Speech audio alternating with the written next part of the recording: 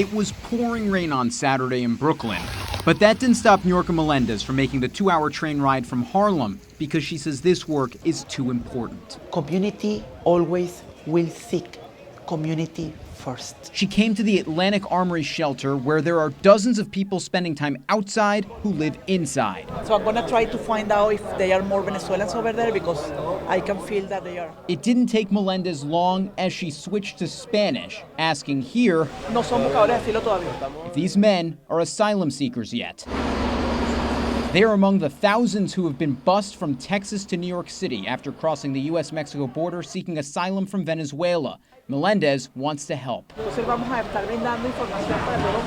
She runs the nonprofit organization Venezuelans and Immigrants Aid, or VIA. Our mission is give information. In just a few minutes outside this shelter, she says she found a big problem.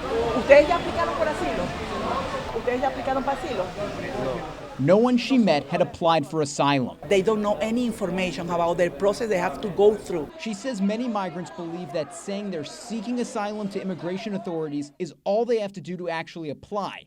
That's not how it works. Without applying for asylum, they can't apply for work authorization or a temporary social security card, the keys to many job and housing opportunities. That's why many turn to the only place they can, the shelter system, and they're stuck there. They already live here in this shelter in Brooklyn. Meléndez and her team came to this shelter for an information session to educate residents. Here, Meléndez tells a group they have a year to apply for asylum. She knows how important this is firsthand. This is so sensitive. 7 years ago, Meléndez, her husband, and her son fled Venezuela. My husband and I, we were targets. She owned a marketing company in Venezuela and says speaking out against the government put her family in potential danger. So they came to the U.S. and applied for political asylum. Nothing is guaranteed. She says her son was 6 when he got here, now a teenager and more of a New Yorker than anything else. Our friends who are local people, they say, he's from here, he's a New Yorker, a real New Yorker.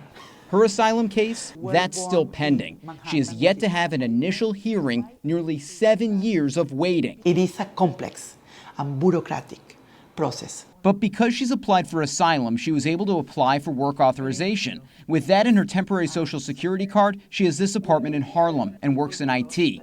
Meléndez is finding her way. We got this donation. And hopes to help others, and there are so many. Look at this. Look at all the text messages she has, just from Venezuelan asylum seekers who recently came to New York.